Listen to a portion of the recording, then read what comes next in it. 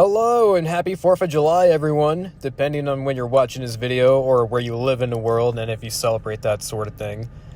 Today's video's topic is kind of fitting as we're going to be breaking down a GTA universe's equivalent of the USA's main government agencies, the FBI, CIA, police, stuff like that, and theorizing as to why none of them come after the player. First things to note, the Grand Theft Auto series as a whole is meant to be one big satire and parody of the US. This is why they don't use real brands or agencies, to avoid being sued, but also to allow for more creative liberty. So of course, when making the game series, that's the whole point of making fun of America, they're gonna use every stereotype imaginable, and this is especially the case with the GTA universe's government agencies. Every police department is filled with trigger-happy cops that won't hesitate to blast your ass to kingdom come if you so much as look at them wrong. And their equivalent of the FBI and CIA are as corrupt as they come. With that being said, it got me thinking. If it's so easy for Amani and other people to hack your character's data and find out every little thing we've done, what's stopping the FIB or the LSPD or any other organization from coming after our character? After asking this very question to multiple GTA YouTubers and getting ignored by all of them, I decided to answer my own question. The results are exactly what I expected, but some of the details are surprising. So it's no secret that the LSPD, or police in general, are made to be the lowest law enforcement agencies in GTA 5. They're mainly just there to try and stop the player from doing illegal activities and to keep us from going on total rampages. Albeit unsuccessfully, mostly just being an annoyance to the player. But at least they try. And look, they're not completely incompetent. There's plenty of missions where you could see the cops doing actual police work aside from just butchering people. But the main reason I put the LSPD on a list of possible agencies to come after us is because of the warehouse raids. They clearly know about our businesses in order to raid them, so they probably know everything else, or at least a good bit of information on our character. However, even with all this in mind, I still feel like they'd be the least likely to do so. After all, the player does end up getting involved with the IAA, and we'll touch on them later.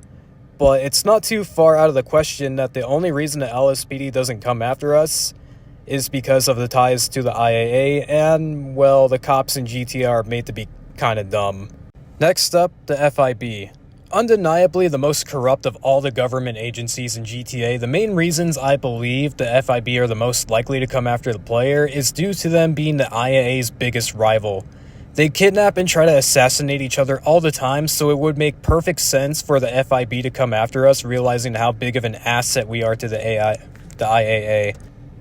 All whilst also claiming to take down the biggest criminal kingpin in all of San Andreas to make themselves look like the ultimate heroes. We know that the FIB are up to some shady shit because they literally have UFOs tagged with their logo. And if that wasn't enough to convince you, in the recently added paper trail missions, the FIB steal the remains of Clifford to sell them off to oil tycoons to raise the gas prices. Finally, we get into the big one, the IAA. Because we do so much work for the IAA, it's easy to brush them off as being friendly towards the player and seeing us as too big of an asset to come after us. But you see, that's the problem. We're nothing more than just an asset, meaning as soon as the player isn't deemed useful to the agency anymore, there's nothing stopping them from coming after us in full force, especially since they already have so much information on us. All the work we've done for them, just think about it. We've pretty much been giving them all the data they need to learn exactly how capable our characters are. It would be very naive to think they wouldn't come after us with this kind of information, or at the very least use it for blackmail. With all the information gathered on our characters, it would be incredibly easy for them to organize a raid to try and bring us in. And you gotta remember that we are the biggest kingpin in the entire state of San Andreas. It's likely that they could determine that we are too big of a threat and have to be eliminated. Nothing is out of the question that it sets up the perfect betrayal. Though, I mean, if you want to talk about perfect betrayals, then it would be Lester selling us out, but if you've been paying attention, you'd know that he already kinda did that. So, here is my theory. At some point towards the end of GTA Online's life cycle, as we get closer to GTA 6 or GTA Online 2.0, whatever it's going to be called, I theorize that the FIB, the IAA, or some type of government agency is going to turn on us and come for our GTA Online character in full force, and they're either going to kill our character, which a lot of people would be really pissed off about, but knowing Rockstar, I could totally see them going this direction, or we would be forced to flee to whatever the new map is going to be, having to leave everything behind, and this would be the start of the brand new GTA Online 2.0 story.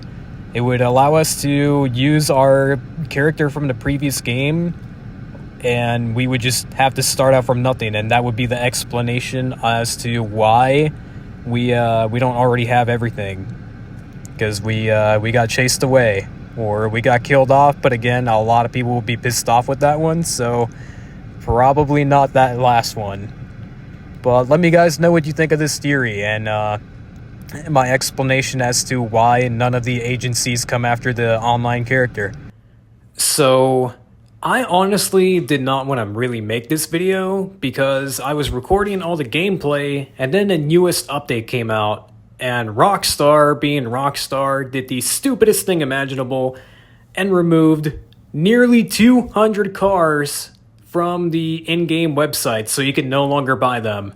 The excuse being that they want to make the websites better by removing lesser used cars, but they still have these two freaking things on the website still available to purchase.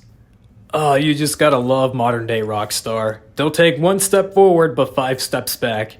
Anyway, if you enjoyed the video and you liked the theory, be sure to subscribe to the channel as it greatly helps out.